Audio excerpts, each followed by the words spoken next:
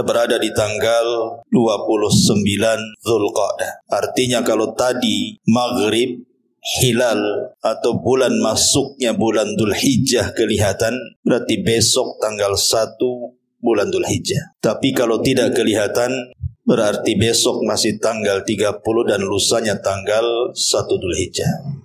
Yang ingin saya katakan kenapa bicara soal tanggal, karena tanggal 1 Dzulhijjah sampai tanggal 10 Dzulhijjah itu Nabi SAW menyebutnya dengan afdalu ayyamid dunya, seutama-utama hari-hari yang ada di dunia. Dan itu berdasarkan hadis yang disahihkan oleh Syekh Nasiruddin Al-Albani rahimahullahu taala, afdalu ayyamid dunya ayyamul ashri, seutama-utama hari di dunia adalah hari-hari dari tanggal 1 sampai tanggal 10 bulan Dzulhijjah. Itulah hari terbaik sepanjang tahun yang disebut dengan afdali ayyamid dunya. Maka Nabi SAW sampai mengatakan dalam sebuah hadis, ma min ayyamin a'zam indallah, tidak ada hari-hari dalam satu tahun yang lebih agung di sisi Allah Subhanahu wa taala,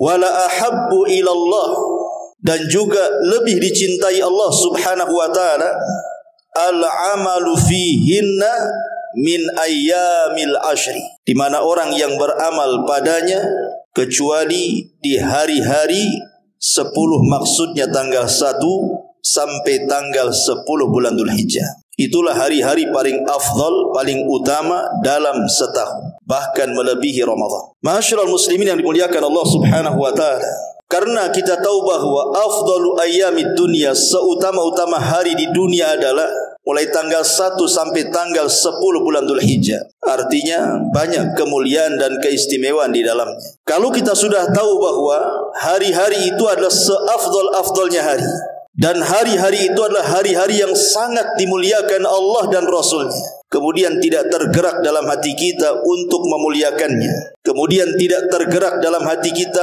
untuk menghormatinya dengan cara memanfaatkan setiap detik-detiknya, maka dipertanyakan ketakwaannya. Karena Allah Subhanahu wa taala mengatakan, "Dzalika wa man yu'azzim sya'airallah fa innaha min taqwal qulub." Orang-orang yang mengagungkan syiar-syiar Allah, siapapun dia, maka itulah bentuk ketakwaan dia kepada Allah Subhanahu wa taala. Maknanya ketika orang itu tidak ada pengagungan kepada syiar-syiar Allah, berarti dipertanyakan takwanya. Karena 10 awal bulan Dzulhijjah itu adalah hari-hari yang sangat istimewa. Yang tadi saya sudah katakan, kata Nabi SAW, afdalu ayyamid dunya ayyamul ashri, seutama-utama hari di dunia adalah hari yang ke-10 dari tanggal 1 sampai 10 bulan Dzulhijjah. Dan yang paling utama dari 10 hari itu adalah 2 hari yang disebut dengan Yaumu Arafah dan Yaumun Nahar. Dan dari 2 perkara ini yang paling afdal adalah Yaumun Nahar, hari Idul Adha, saat manusia melakukan penyembelihan kurban. Ma'asyiral muslimin yang dimuliakan Allah Azza wa Jalla, maka kesempatan malam ini kita akan fokus membahas tentang fadilah, keutamaan-keutamaan di dalam hari-hari yang paling istimewa di dunia ini, dan apa saja aktivitas yang harus kita lakukan selama hari itu berjalan kepada kita. Ma'asyiral muslimin yang dimuliakan Allah Azza wa Jalla, Allah Subhanahu wa taala sudah mentakdirkan kepada kita ada musim-musim dalam satu tahun itu, di mana musim-musim itu penuh dengan kebaikan. Orang yang beramal di dalamnya akan dilipat gandakan oleh Allah Azza wa Jalla pahalanya. Dan itu ada di 10 awal bulan Dzulhijjah. Selain daripada 10 awal bulan Dzulhijjah ini bagian daripada Ashhurul Hurum, bulan-bulan mulia, sebagaimana yang disyaratkan dalam surah At-Taubah 36. Lebih daripada itu, Allah Subhanahu wa taala menjadikan sumpah di dalam Al-Qur'anul Karim, di mana Allah mengatakan wal fajri walayalin ashri, demi waktu fajar dan demi malam-malam yang 10. Para ulama tafsir sekelas Abdullah ibn Abbas radhiyallahu anhuma, Al-Imam Qatadah, Al-Imam Al-Qamah, Al-Imam Al-Mujahid, dan mereka adalah imam-imamnya ahli tafsir. sepakat mentafsirkan bahwa layalin ashri dalam suratul Fajr adalah 10 awal bulan Dzulhijjah, tanggal 1 sampai tanggal 10. Dan kaidah Al-Quran ma'ruf, tidak mungkin Allah Subhanahu wa ta'ala bersumpah dengan makhluknya kecuali makhluk itu sangat istimewa. Karena tidak semua makhluk yang Allah ciptakan dijadikan sumpah dalam Quran. Hanya makhluk-makhluk tertentu saja yang Allah jadikan sumpah dalam Al-Quran. Kenapa? Karena pada makhluk yang dijadikan sumpah Allah itu terdapat kemuliaan dan keistimewaan yang tidak dimiliki makhluk lainnya. Dan ketika Allah bersumpah dengan layalil ashri, 10 awal bulan Dzulhijjah, karena di dalamnya terdapat keistimewaan yang luar biasa. Antaranya disitulah musim-musim kebaikan. Orang yang beramal soleh akan dilipat gandakan pahalanya yang berlipat-lipat. Ma'asyiral muslimin yang dimuliakan Allah Subhanahu wa ta'ala. Bahkan sering saya sudah singgung di beberapa kajian termasuk juga di sini bahwa 10 awal bulan Dzulhijjah itu adalah hari-hari di mana Nabi Musa alaihi salatu wassalam berdialog dengan Allah, berbincang dengan Allah. Makanya disematkan kepada Nabi Musa julukan Kalimullah, Nabi satu-satunya yang berdialog dengan Allah tanpa ada perantara. Itulah Musa alaihi salam. Walaupun yang bicara dengan Allah itu tanpa perantara ada 3 nabi. Nabi Adam alaihi salatu wassalam saat di sorga, Nabi kita Muhammad sallallahu alaihi wasallam saat di Sidratil Muntaha, dan Nabi Musa alaihi salatu wassalam saat di Bukit Saina. Tetapi sematan Kalimur Rahman, Nabi yang banyak bicara dengan Allah tanpa penerjemah dan tanpa perantara adalah Nabi Musa alaihi salatu wassalam. Dialah Kalimur Rahman, dialah Kalimullah atas lisan Nabi Adam. Saat Adam berdebat dengan Musa, maka Adam alaihi salatu wassalam mengatakan, bukankah engkau Kalimur Rahman, Nabi yang berbicara langsung dengan Allah Azza wa Jalla. Dan itu disyaratkan di dalam surah Al-A'raf. Dalam surah Al-A'raf ayat 142, Allah Subhanahu wa ta'ala berfirman, wa wa'adna Musa 30 lailatan wa atmamnaha bi ashrin fatamma miqatu rabbih 40 lailatan wa qala Musa li akhihi Harun ukhlufni fi qaumi wa asli wa la tattabi sabilal mufsidin. Dan telah kami janjikan kepada Musa untuk memberikan kitab Taurat sesudah berlalu waktu 30 malam kepadanya, dan kami sempurnakan jumlah malam itu dengan 10 malam berikutnya. Maka sempurnalah waktu yang telah ditentukan Allah kepada Musa menjadi 40 malam. Dan Musa pun sebelum meninggalkan Bani Israel berkata kepada Harun, gantikanlah aku untuk memimpin kaumku dan perbaikilah mereka, dan janganlah kamu mengikuti jalan-jalan orang-orang yang membuat kerusakan.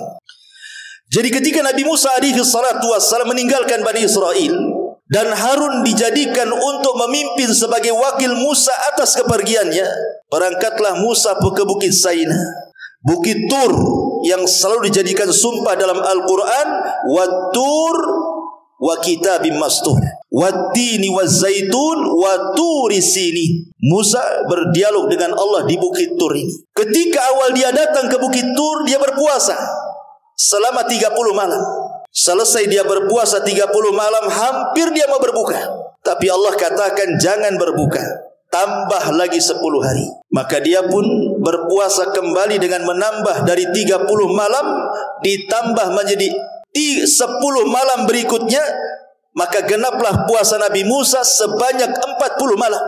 Setelah itu baru Allah Subhanahu wa ta'ala menganugerahkan kepada Musa karunia besar dengan turunnya Taurat untuk menjadi undang-undang Bani Israel. Kapan ini terjadinya? Di tanggal 10 awal bulan Dzulhijjah. Ma'asyiral muslimin yang dimuliakan Allah Subhanahu wa ta'ala. Bahkan sebagian para ulama sampai mengatakan bahwa ketika Allah Subhanahu wa ta'ala mengusap pundak Adam, kemudian keluarlah ruh dari pundak Adam itu. Kemudian setelah ruh itu keluar, dan ruh itu adalah anak turunan Adam yang kelak akan menjadi turunannya. Sejak itu sampai kiamat dibangkitkan, maka mereka diletakkan di alam ruh, Disitulah Allah Subhanahu wa ta'ala membuat perjanjian dengan seluruh ruh-ruh dari turunan Adam yang akan lahir ke bumi. Allah Subhanahu wa ta'ala katakan dalam surah Al-A'raf, alastu bi rabbikum, bukankah aku Rabb kalian? Qalu, para ruh itu mengatakan, bala syahidna, ya kami sangat menyaksikan apa yang kau katakan wahai Rabb kami. Ada yang mengatakan bahwa ketika Allah Subhanahu wa ta'ala membuat perjanjian dengan alam ruh itu terjadi pada hari Arafah. Dan hari Arafah itu bagian daripada 10 hari dari tanggal 1 sampai tanggal 10 Dzulhijjah. Artinya ini keistimewaan besar. Belum lagi kalau kita melihat sejarah, di 10 awal bulan Dzulhijjah ini turun ayat, di mana ayat ini menjadi ayat yang luar biasa bagi kita kaum muslimin tentang kesempurnaan Islam. Allah Subhanahu wa ta'ala turunkan ayat surah Al-Maidah ayat 3. Al-yawma akmaltu lakum dinakum wa atmamtu alaikum ni'mati wa raditu lakumul Islam madina. Hari ini kusempurnakan kepada kalian agama kalian, kusempurnakan nikmatku untuk kalian, dan kuridhai Islam sebagai agama kalian. Disebutkan dalam riwayat Bukhari dan Muslim dari Umar bin Khattab radhiyallahu anhu, datang seorang Yahudi kepada Amirul Mukminin Umar bin Khattab, kemudian mengatakan, ya Amirul Mukminin, ayatun fi kitabikum taqra'unaha law alaina ma'syaral yahud nazalat latakhadna dzalikal yawma ida. Orang Yahudi ini ngomong sama Umar, wahai Amirul Mukminin, aku mendengar satu ayat yang selalu kalian baca. Kalau seandainya ayat itu turun kepada kami bangsa Yahudi, tentu kami akan jadikan turunnya ayat tersebut menjadi hari raya kami. Kemudian Umar radhiyallahu anhu mengatakan, ayu ayatin, ayat yang mana yang kau maksud? Kemudian Yahudi ini membacakan surah Al-Maidah ayat 3, al-yawma akmaltu lakum dinakum wa atmamtu alaikum ni'mati wa raditu lakumul Islam madina. Aku sempurnakan kepada kalian agama kalian, ku sempurnakan nikmatku untuk kalian, bahkan ku redhoi Islam sebagai agama kalian. Apa kata Umar?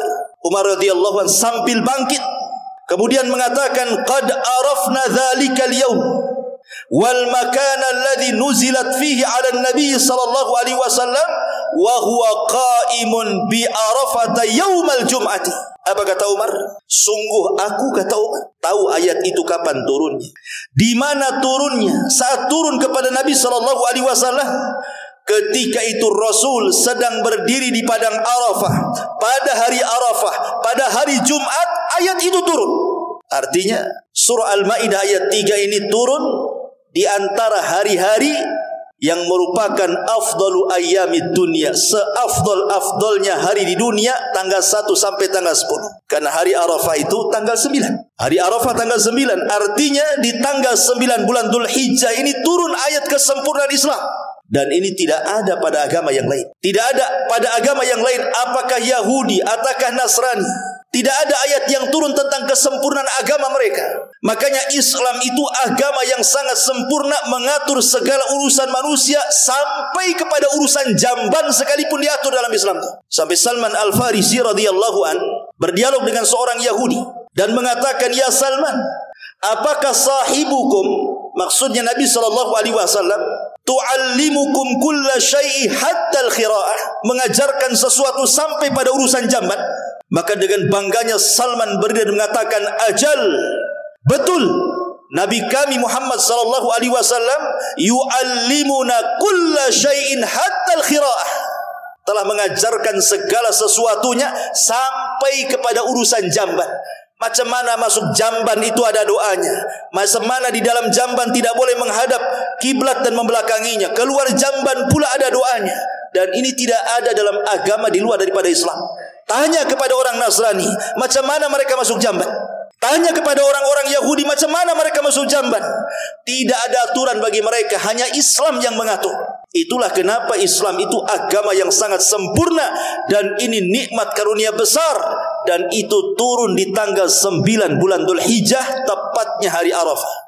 Ma'asyiral muslimin yang dimuliakan Allah Subhanahu wa ta'ala, kalau seandainya seseorang melakukan sedekah di bulan Ramadan dan sedekah di tanggal 1 sampai tanggal 10 bulan Dzulhijjah. Ataupun seandainya seseorang melakukan 2 rakaat solat di bulan Ramadan dengan 2 rakaat solat di awal bulan Dzulhijjah, ataupun seandainya seseorang berjihad di jalan Allah Subhanahu wa taala selain daripada tanggal 1 sampai tanggal 10, anggaplah berjihad di bulan Ramadan. Ma'asyiral muslimin yang dimuliakan Allah Azza wa Jal, maka sedekah di tanggal 1 sampai tanggal 10 bulan Dzulhijjah lebih afdal dibandingkan Anda sedekah di bulan Ramadan. Anda solat 2 rakaat di 10 awal bulan Dzulhijjah lebih afdal dibandingkan solat 2 rakaat di bulan Ramadan. Kalau Anda berjihad lebih afdal dibandingkan berjihad di bulan Ramadan. Sebutkan amal apapun, apakah zikirnya, apakah baca Qur'annya, apakah istighfarnya, apakah silaturahimnya, sebutkan apapun amalannya. Orang yang beramal di 10 awal bulan Dzulhijjah jauh lebih afdal dibandingkan di bulan Ramadan, apalagi di bulan-bulan yang lainnya. Mana dalilnya? Tadi saya sudah singgung. Dalilnya adalah Nabi SAW bersabda dalam sebuah hadis yang dikeluarkan Bukhari Muslim dari hadis Abdullah ibn Abbas turjumanul Quran radhiyallahu anhuma. Kata Nabi SAW, "Ma min ayyamin." Tidak ada hari-hari dalam 1 tahun. Tidak ada hari-hari dalam 1 tahun. Al-amalu salihu fiha ahabbu ilallah. Yang kalau Anda melakukan amal saleh di hari-hari dalam setahun itu lebih dicintai Allah Subhanahu wa taala min hadhil ayyamil ashri, dibandingkan Anda beramal soleh itu di 10 awal bulan Dzulhijjah. Perhatikan hadis ini. Nabi SAW mengatakan tidak ada hari-hari dalam 1 tahun kalau kita beramal soleh dan amal solehnya lebih dicintai Allah Subhanahu wa taala, itu tidak lebih afdal, tidak lebih dicintai dibandingkan Anda beramal soleh di 10 awal bulan Dzulhijjah. Dari sini kita tahu bahwa amal soleh apapun yang dilakukan di 10 awal bulan Dzulhijjah lebih afdal dibandingkan Anda mengamalkan di hari-hari yang lain di luar 10 bulan Dzulhijjah, hatta Ramadan sekalipun.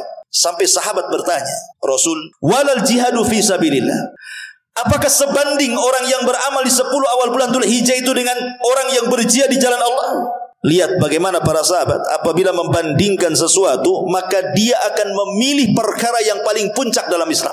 Karena jihad itu amalan paling puncak dalam Islam. Ra'sul amri al-Islam wa amuduhu salah wa dhirwatus sanamihil jihadu fi sabilillah. Pokok urusan hidup manusia Islam, tiangnya salat dan puncaknya adalah jihad. Jadi sahabat ketika mencari perbandingan itu, mencari amalan yang paling tinggi dalam Islam, apakah sama dengan jihad? Kata Rasul, tidak. Tidak sama. Artinya orang yang beramal saleh di 10 awal bulan Dzulhijjah itu tetap lebih tinggi nilainya dibandingkan Anda berjihad di jalan Allah Subhanahu wa taala. Subhanallah. Padahal jihad itu amalan paling afdal dalam Islam. Kemudian Nabi SAW mengecualikan. Apa pengecualiannya? Illa rajulun kharaja bi nafsihi wa mali wa lam yarji min dzalika bi syai'in, kata Rasul. Kecuali orang yang jihad itu, mereka bawa semua hartanya, mereka serahkan jiwanya, kemudian tidak pernah kembali ke rumahnya alias syahid, baru sebanding. Bayangkan. Biasanya orang yang jihad itu tidak mungkin bawa harta, karena harta itu digunakan untuk keluarganya. Tapi yang satu ini dia bawa semua hartanya, diinfakkan di jalan Allah, dia serahkan jiwanya sampai mati syahid, baru sebanding, kata Rasul. Subhanallah. Bandingan orang yang beramal di tanggal 1 sampai tanggal 10 sama dengan orang mati syahid. Jadi kalau Anda solat sunnah sama dengan yang mati syahid pahalanya. Kalau Anda sedekah pahalanya sama dengan orang yang mati syahid. Kalau Anda zakat sama dengan orang yang mati syahid. Kalau Anda silaturahim, istighfar, zikir, sebutkan ibadah apapun, sama pahalanya dengan orang yang mati syahid. Padahal tidak semua orang ingin mati syahid. Karena jihad itu perlu keberanian. Apalagi jihad zaman dulu, hadap-hadapan dengan pedang. Harus ada keberanian. Makanya Allah mengatakan, kutiba alaikumul qital wa huwa kurhul lakum. Diwajibkan kepada kalian berperang dan itu membuat benci kalian. Kenapa? Karena tidak semua orang itu berani. Hanya orang-orang pilihan saja yang bisa jihad itu. Tapi lihat, tanpa seseorang kemudian harus bertempur di medan perang habis-habisan, nyawa melayang, harta habis di jalan Allah, cukup beramal di 10 awal bulan Dzulhijjah, pahalanya sama kata Rasul. Luar biasa. Disitulah kenapa 10 awal bulan Dzulhijjah dikatakan afdalu ayyamid dunya, seafdal-afdalnya hari di dunia. Ma'asyiral muslimin yang dimuliakan Allah Subhanahu wa taala. Lalu setelah kita tahu betapa tinggi dan mulianya 10 awal bulan Dzulhijjah ini, karena banyak perkara-perkara disebutkan oleh para ulama tadi. Di antaranya karena Allah bersumpah di dalam surah Al-Fajr.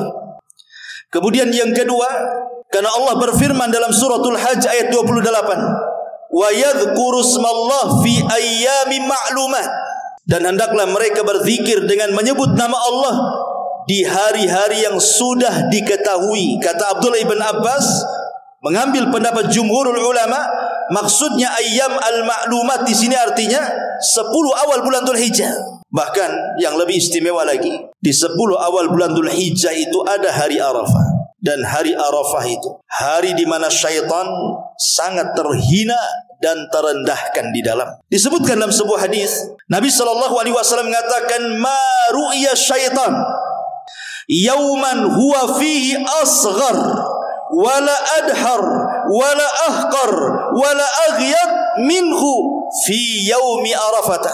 Wa ma dzaka illa lima ra'a min tanazzulir rahmati wa tajawuzillahi azza wa jalla anidz dzunubil idham illa ma uriya yauma badrin. Qila wa ma ra'a yauma badrin ya Rasulullah? Qala amma innahu qad ra'a Jibril yaza'ul malaikata. Kata Nabi SAW, tidaklah setan dalam satu hari dalam setahun itu merasa rendah, merasa terhina, merasa terkecilkan, tidak ada harganya kecuali pada hari Arafah. Kenapa? Rasul mengatakan karena pada hari Arafah turun rahmat yang begitu banyak dari langit ke bumi. Kemudian Allah Subhanahu wa taala mengampuni banyak hamba-hambanya. Artinya dengan dua perkara inilah turunnya rahmat dan turunnya ampunan Allah Azza wa Jalla. Sementara tujuan setan adalah bagaimana orang putus asa dari rahmat, bagaimana orang itu berbuat dosa, turun pula rahmat. Allah ampuni pula orang-orang yang sedang berwukuf di Arafah itu. Terhinalah setan di sini. Dan juga pada hari Badar, maksudnya pada perang Badar, karena setan melihat malaikat Jibril memimpin 5.000 malaikat, makanya setan lari, terhina. Jadi hari Arafah itu adalah hari yang sangat istimewa. Bahkan Al-Imam Hasan Al-Basri rahimahullahu ta'ala ataupun Abdullah ibn Mubarak rahimahullahu ta'ala, dia mengatakan ji'tu ila Sufyan Ats-Tsauri asyiyata Arafah. Satu hari, kata Abdullah ibn Mubarak, aku mendatangi Sufyan Ats-Tsauri. Ketika itu dia sedang wukuf di Arafah. Dan dia melihat Sufyan Ats-Tsauri itu wa ainahu tadrifan. Kedua matanya mencucurkan air mata dan tidak berhenti, terus menangis. Kemudian Abdullah ibn Mubarak rahimahullahu ta'ala bertanya akan tangisan Sufyan Ats-Tsauri. Kata Sufyan Ats-Tsauri mengatakan, alladzi yadhunnu anna Allah la yaghfiru lahu. Orang yang paling buruk adalah orang yang menyangka bahwa Allah Subhanahu wa taala tidak mengampuni manusia sebanyak orang yang sedang wukuf di Arafah ini. Kalau ada orang mengatakan Allah tidak akan mengampuni orang-orang itu, salah dia. Disitulah Allah Subhanahu wa taala banyak memerdekakan hamba-hambanya. Dari sini ma'asyiral muslimin yang dimuliakan Allah Azza wa Jalla, bagaimana hari Arafah ini menjadi hari yang sangat istimewa. Dan itu ada di tanggal 9 bulan Dzulhijjah. Dan yang lebih istimewa lagi ma'asyiral muslimin, kalau kita melihat sejarah salaf, sejarah salafun saleh, bagaimana para salaf itu sangat mengagungkan 10 awal bulan Dzulhijjah. Saya akan sebutkan beberapa riwayat dari mereka. Diriwayatkan dari Sa'id ibn Zubair. Sa'id ibn Zubair rahimahullah ta'ala, seorang pembesar ulama tabi'in, generasi kedua setelah sahabat. Kana idza dakhalat ayyamul ashri, kalau sampai masuk di 10 awal bulan Dzulhijjah itu, ijtahada ijtihadan syadidan hatta ma yakadu yaqdir alaihi, maka dia sangat bersungguh-sungguh dalam ibadah sampai-sampai teman-temannya tidak sanggup untuk menemuinya, karena dia sibukkan malam beribadah, siang beribadah, sehingga tidak ada sempat untuk berkunjung dan dikunjungi kawannya.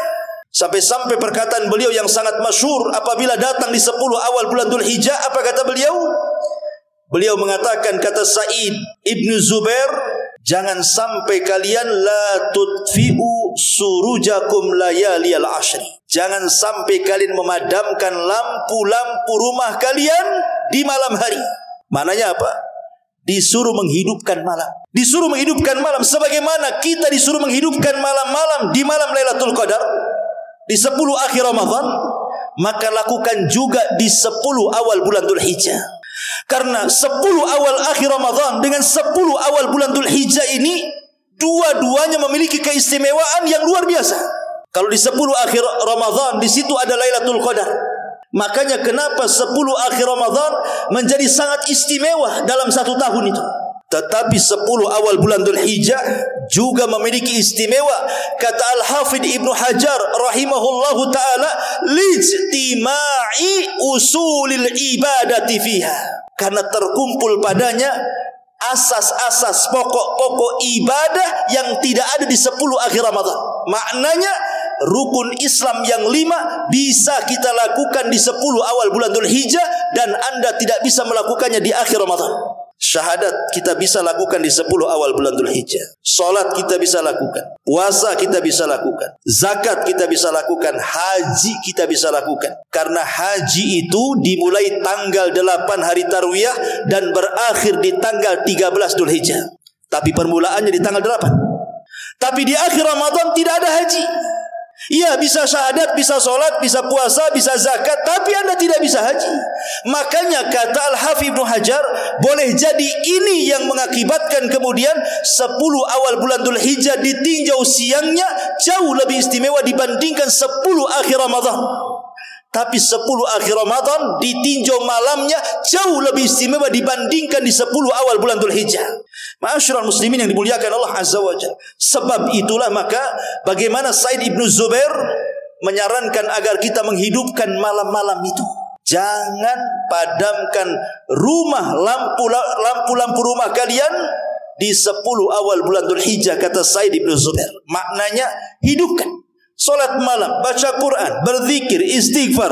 Terutama di 10 malam itu, di sepertiga malam akhirnya. Disitulah Allah turun, malaikat turun. Bahkan Allah katakan, man yad'uni fa astaghfir, man yad'uni fa astajibalah, wa man yastaghfiruni fa aghfiralah, wa man yas'aluni fa utiya. Siapa yang minta ampun ku ampuni, siapa yang berdoa ku ijabah, dan siapa yang minta ku kasih permintaannya, kata Allah. Ma'asyiral muslimin yang dimuliakan Allah Azza wa Jalla. Kemudian juga dikatakan oleh Hasan Al-Basri, pemimpin para tabi'in, dia mengatakan, siyamu yaumin minal ashri ya'dilu syahrain. Berpuasa di tanggal-tanggal 1 sampai tanggal 10 bulan Dzulhijjah itu sebanding dengan puasa 2 bulan berturut-turut. Walaupun kita hanya puasa dari tanggal 1 sampai tanggal 9, nanti ada khilaf ulama. Boleh enggak kita berpuasa full dari tanggal 1 sampai tanggal 9? Karena di sana ada riwayat 2. Pertama riwayat Aisyah radhiyallahu anha yang mengatakan Rasul tidak puasa di tanggal-tanggal itu, dan riwayat Hafsah mengatakan Rasul puasa. Sehingga Al-Hafidh Ibnu Hajar berusaha menggabungkan dua dalil yang dua-duanya sahih dengan mengatakan boleh jadi Rasul itu kadang puasa, kadang tidak, atau dengan kata lain puasa Daud. Satu hari puasa ketika di rumah Hafsah, ketika di rumah Aisyah tidak puasa. Ketika di rumah Hafsah puasa lagi, ketika di rumah Hafsah Aisyah tidak puasa lagi. Boleh jadi selang-seling, kadang puasa, kadang tidak. Walaupun kata para ulama yang lainnya, boleh kita puasa tanggal 1 sampai tanggal 9, karena tanggal 10 sudah Idul Adha, enggak boleh puasa. Atau boleh juga ambil 1 hari kalau memang kita malas puasa di tanggal 9-nya, yang disebut dengan puasa Arafah, bagi orang-orang yang tidak wukuf di Arafah. Seperti kita, tanggal 9 puasa.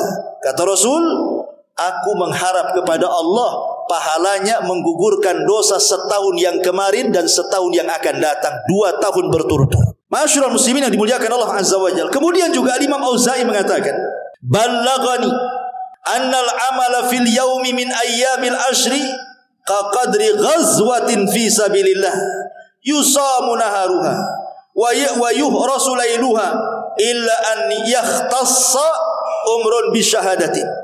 Dia mengatakan, telah sampai kepadaku bahwa beramal saleh di satu hari dari hari-hari 10. Satu hari saja, kan 10 hari ini. Anggaplah tanggal 1-nya atau tanggal 2-nya. Maka itu pahalanya sama dengan orang yang berperang di jalan Allah. Selain daripada dia berperang, dia pun puasa di siang harinya dan berjaga di malam harinya. Bayangkan, kata Imam Auza'i, kalau kita menghidupkan satu hari saja, maka pahalanya sama dengan orang yang jihad plus dia puasa siangnya plus dia hidupkan malamnya. Luar biasa, ya. Bahkan dikatakan Al-Hafidz Ibnu Rajab rahimahullahu taala, diriwayatkan dari Al-Imam Al-Marwazi. Al-Marwazi itu muridnya Imam Ahmad, dari Maimun ibn Mihran. Qala, dia mengatakan, adraktun nasa wa innahum la yukabbiruna fil ashri.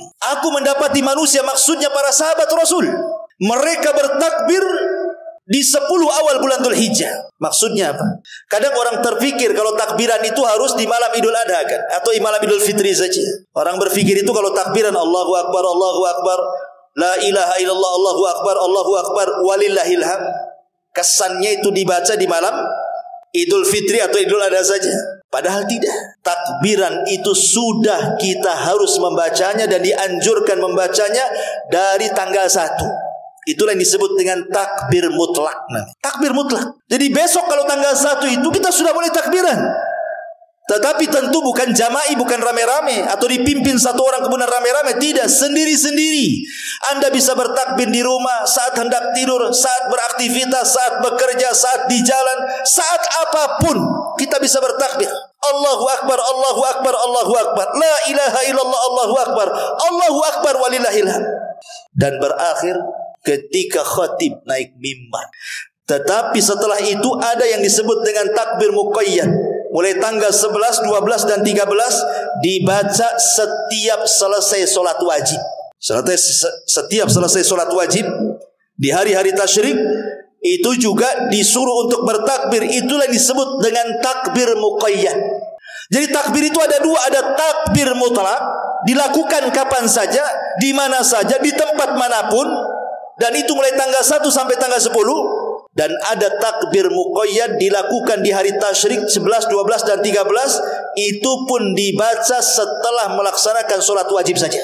Lah para sahabat dahulu, kata Maimun ibn Mihran radhiyallahu anhu, dia mengatakan, aku melihat para sahabat mereka bertakbir di 10 awal bulan Dzulhijjah. Bahkan Abu Hurairah radhiyallahu anhu dan Abdullah ibn Umar radhiyallahu anhu dan Umar ibn Khattab radhiyallahu anhu, apabila mereka ke pasar di 10 awal bulan Dzulhijjah itu, maka dia bertakbir, diikuti manusia bertakbir, sehingga pasar bergema dengan takbir. Zaman dulu, ya, zaman para sahabat. Tapi sekarang di 10 awal bulan Dzulhijjah, coba antum masuk pasar Tiban, ada enggak yang bertakbir? Kalau antum bertakbir Allahu Akbar, la ilaha illallah akbar, apa kata orang? Bang, masih lama lebaran, kata. Disangkat lebaran saja tuh takbir tuh. Salah waktu katanya. Kenapa? Karena jahil, tidak tahu ilmu. Seandainya kemudian 10 awal bulan Dzulhijjah itu satu pasar bergema takbir sendiri-sendiri, alangkah indahnya syiar Islam ini. Tentu orang-orang kafir ini ciut. Boleh jadi mungkin mau belanja enggak jadi orang kafir itu. Ini ada takbir mau perang ini gitu. Masyarul muslimin yang dimuliakan Allah Azza wa Jalla. Begitulah para sahabat. Mereka bertakbir di mana-mana, sementara kita tidak pernah bertakbir. Harusnya dilestarikan takbir-takbir seperti ini. Karena itu bentuk pengagungan syiar kita, menghormati hari-hari terbaik dalam dunia ini. Kemudian disebutkan oleh Anas ibn Malik radhiyallahu anhu.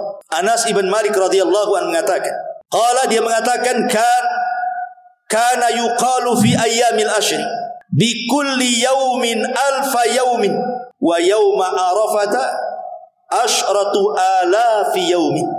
Dikatakan, kata Anas bin Malik radhiyallahu an, orang yang beramal di 10 awal bulan Dzulhijjah itu, kalau kita ini melakukan amalan dalam satu hari, entah mungkin dalam satu hari itu kita baca Quran, entah dalam satu hari itu kita berzikir, entah dalam satu hari itu kita silaturahim, sebutkan amal apa saja, yang penting amal saleh. Itu lipatannya dalam satu hari itu sama dengan 1000 hari kita beribadah. Dan terutama di hari Arafah, kalau seandainya kita beramal satu hari di hari Arafah, itu sama dengan 10.000 hari bandingan kita beramal saleh. Ini riwayat daripada Anas bin Malik radhiyallahu anhu. Wajar begitu besarnya pahala yang didapat itu karena kita sedang memadukan ibadah dengan dua kemuliaan. Pertama, kemuliaan waktu, dan yang kedua, kemuliaan ibadah itu sendiri.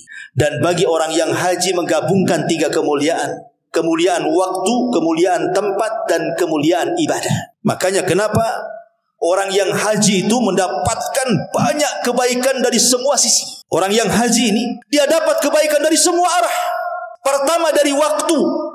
Dia sedang melakukan ibadah di waktu yang sangat mulia, di hari-hari terbaik di dunia.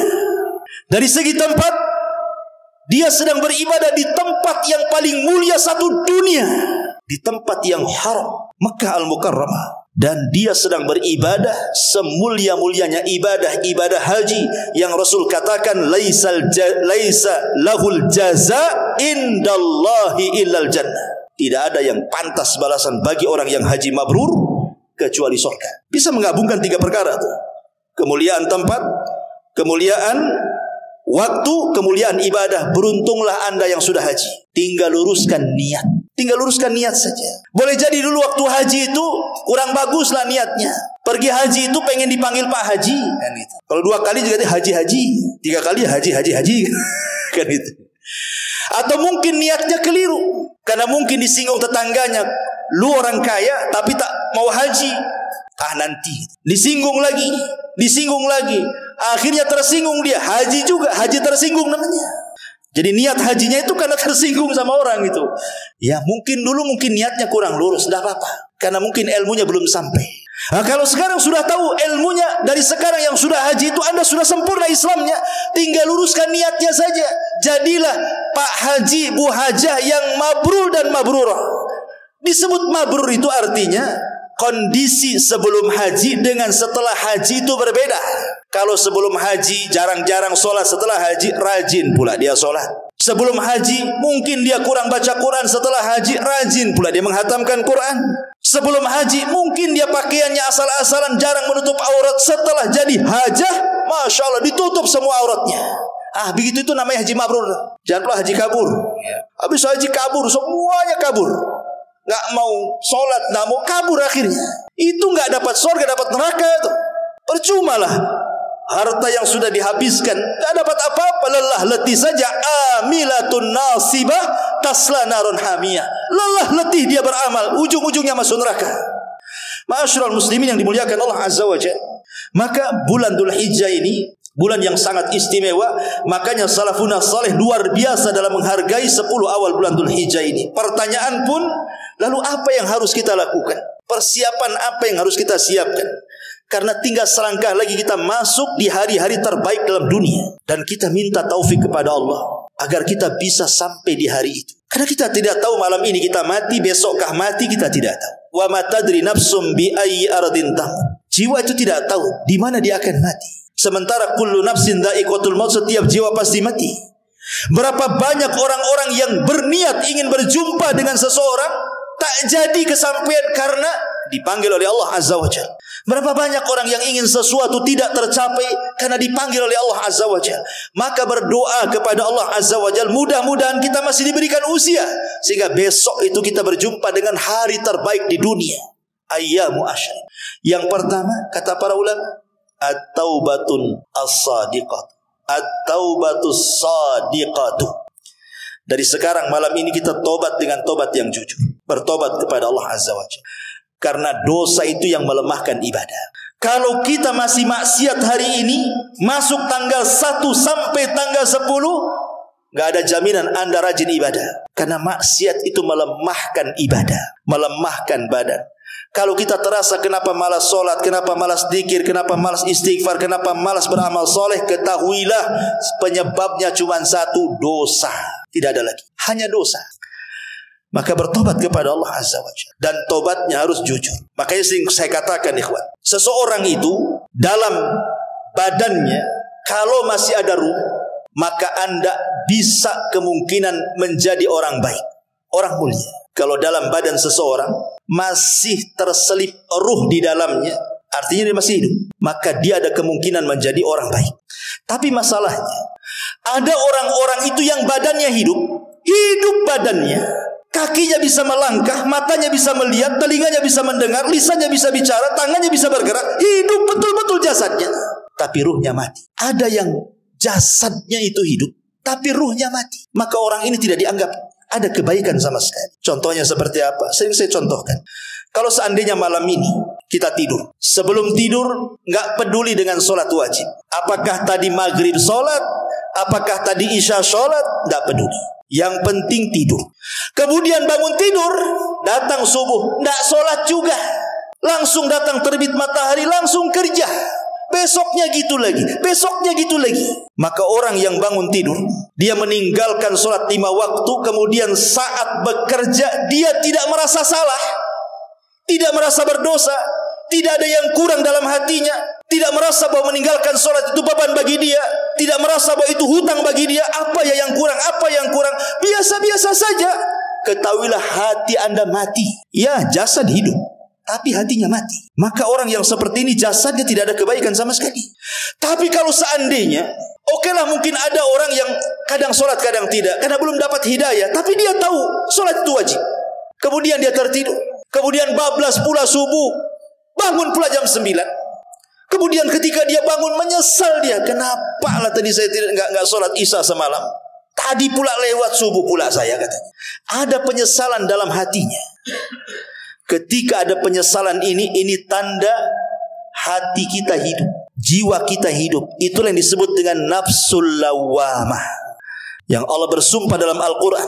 Nafsul lawamah, jiwa yang selalu mencela. Kenapa saya tadi tidak sholat? Kenapa saya tidak berbuat baik? Kenapa saya tidak sedekah? Kenapa saya tidak bersilaturahim? Kenapa saya tidak berzikir, tidak istighfar? Hatinya itu tidak terima gitu ya. Kalau hati kita mulai tidak terima, mulai ada rasa apa yang kurang, kenapa dia begini dan begitu, mulai hidup tuh hati itu. Dan kalau sudah hidup seperti ini, itu alamat kebaikan. Dan alamat jasad pun menjadi baik. Kenapa? Karena yang menentukan jasad itu hati. Ala wa inna fil jasadi mudghah, idza saluhat saluhal jasadu kulluh, wa idza fasadat fasadal jasadu kulluh, ala wahiyal qalbu, kata Rasul. Dalam badan antum itu ada satu daging, segumpal daging. Kalau dia baik-baik semua, kalau dia jahat-jahat semua satu badan. Itulah hati yang menentukan baiknya badan. Sesehat apapun Anda, kalau hatinya tidak terpikir dengan dosa, sakit Anda. Makanya jangan istilah di dalam badan yang sehat itu ada hati yang apa? Itu simbol apa? Itu motonya orang olahraga tuh. Ya. Salah itu moto seperti itu. Kita katakan balik, dalam hati yang sehat terdapat badan yang kuat. Itu yang mantap. Ya. Itulah syariat Islam yang seperti itu. Dan itu ada di taubatan sadiqah. At-taubatus sadiqah. Pertama, tobatlah dengan tobat yang jujur. Yang kedua, yang harus kita lakukan juga, al-azmul jad ala ightinami hadil ayat. Cobalah terfikir. Tadi kan sudah saya katakan di muqaddimah. Kalau kita sudah tahu 10 awal bulan Dzulhijjah ini seafdol-afdolnya hari di dunia, mengalahkan Ramadan, mengalahkan bulan-bulan yang lainnya. Atas lisan Rasul mengatakan, afdalu ayyamid dunya ayyamul ashri. Rasul yang ngomong begitu. Kalau Allah Subhanahu wa taala mengagungkan bulan itu, mengagungkan hari-hari itu, memuliakan hari-hari itu, kemudian kita sebagai hambanya tidak memuliakannya, dipertanyakan tuh. Karena siapapun yang mengagungkan yang Allah agungkan, pasti kita dimuliakan. Siapapun yang menghinakan yang Allah agungkan, maka Allah akan rendahkan. Maka bagian daripada pengagungan hari-hari itu dengan cara apa? Mendulang pahala sebanyak-banyaknya dengan amal saleh. Persiapkan dari sekarang jadwal bahasa kitanya. Kira-kira apa yang harus kita lakukan di 10 awal bulan Dzulhijjah itu? Sudah terjadwal hari ini. Saya ingin sholat malam 10 hari. Saya ingin puasa 10 hari, 9 hari. Saya ingin baca Quran 1 hari 3 juz, berarti 10 hari hatam tuh Quran tuh. Berarti kalau seperti itu, kita mendapatkan segala-galanya kebaikan dari semua arah. Maka jadwalkan. Kemudian yang ketiga, al-bu'du anil ma'asi. Dari sekarang jauhi maksiat-maksiat supaya kuat badan kita. Kemudian juga amalan-amalan yang tak kalah pentingnya di 10 awal bulan Dzulhijjah adalah manasik haji, tentu bagi yang mampu. Karena ada orang yang mengistilahkan bulan Dzulhijjah itu Ustaz bulannya orang kaya kata. Karena ibadah-ibadah mulia di bulan Dzulhijjah itu semua pakai biaya. Haji pakai biaya, korban pakai biaya. Lah aku ini orang miskin, untuk makan pun susah, tak mungkin pula haji. Korban saja saya dapat kupon malah. Suruh baris dapat daging, bukannya saya berkorban. Kadang-kadang niatnya dapat daging, pulang pula dapat tulang. Apa enggak korban perasaan tuh? Niatnya dapat pengen daging kan itu. Pulang pula bojeroan. Dagingnya diselip panitia. Ma'asyiral muslimin yang dimuliakan Allah Azza wa Jalla. Jadi kalau ada orang berpikir bulan Dzulhijjah ini bulannya orang kaya, salah. Orang miskin pun bisa mendapatkan amalan haji dan amalan kurban. Dengan cara apa?